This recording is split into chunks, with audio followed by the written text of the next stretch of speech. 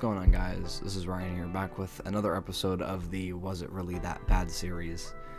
This is episode number 2, and I know it's been quite a while since my first one.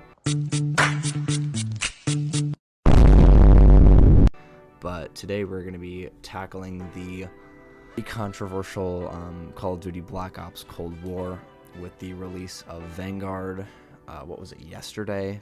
I figured this would be a pretty good time to sort of go back on the game and reflect on it as a whole, voice my opinions on the different aspects of the game, what I thought was good, what I thought was bad. So yeah, let's just get right into this.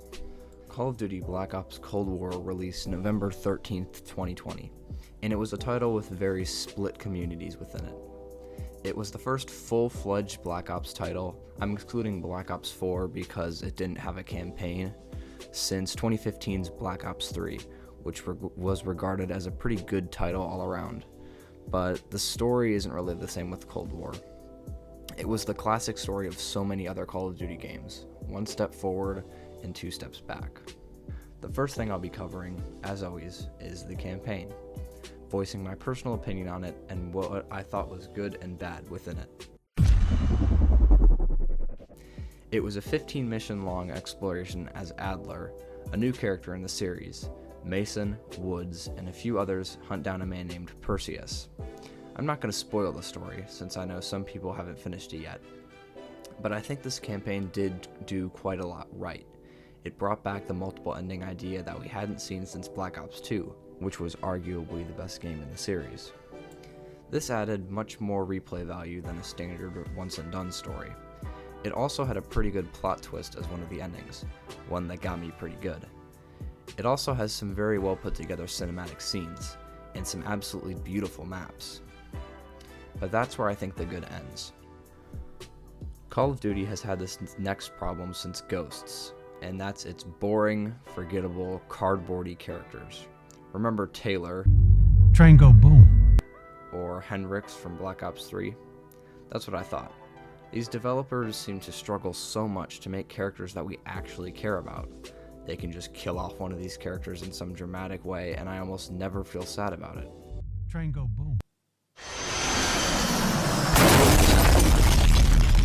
It's just because they're so bland and unoriginal.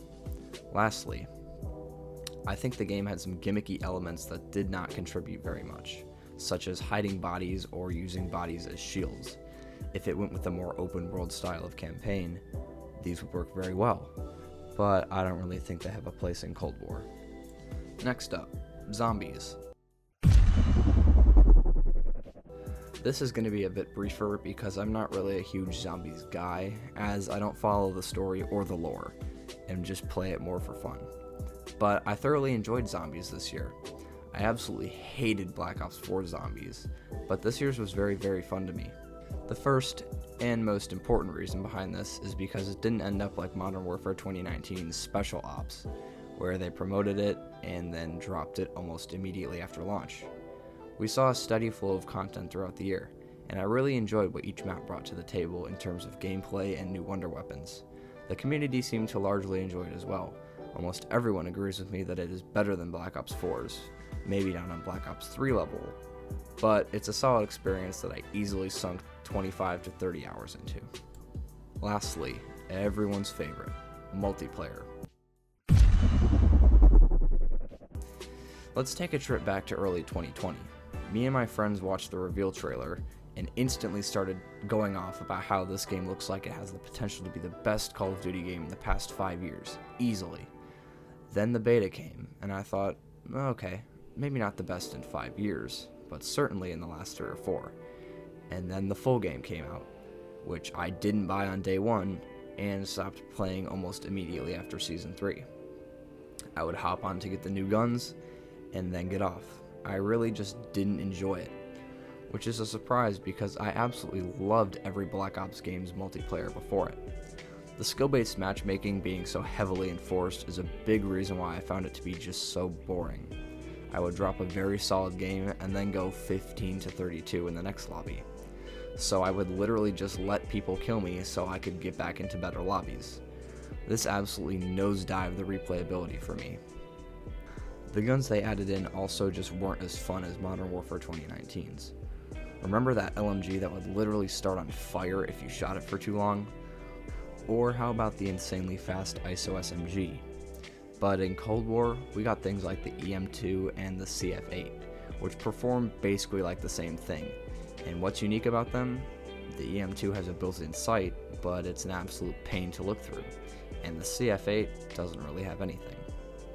A few others weren't too bad. I like the MAC-10 and the PPSH, but that still doesn't make up for the fairly garbage guns we got throughout the year. Next up, maps. Call of Duty still feels the need to stick with the 3-lane map design, and it was more obvious than ever in this game. The only 2 DLC maps that I really enjoyed were Standoff and Hijacked, which by the way were in previous titles. We never saw the return of Firing Range either, which is one of my favorite maps in the whole franchise. Remember the picnic table map from Black Ops 3? Remember how cool it was to run around on a tablecloth or hide in cups? How about the sandbox map from World War II, where everyone was either green or tan army soldier, battling between 2 sandcastles? We never really got anything like that in Cold War, but they'd be sure to try and sell you a $40 skin bundle every time you hopped on. This was the most rocky game since Infinite Warfare, which I'd say I almost liked more than this game, multiplayer-wise at least. But Vanguard has proved to be much better so far, and I'll have a review on that out once I put a little bit more of it.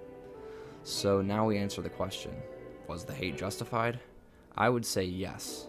It may be a bit extreme in some cases, but I think Cold War was an objectively mediocre title. Well, that's all I have to say. Be sure to like, subscribe, and I'll see you in the next one. Peace.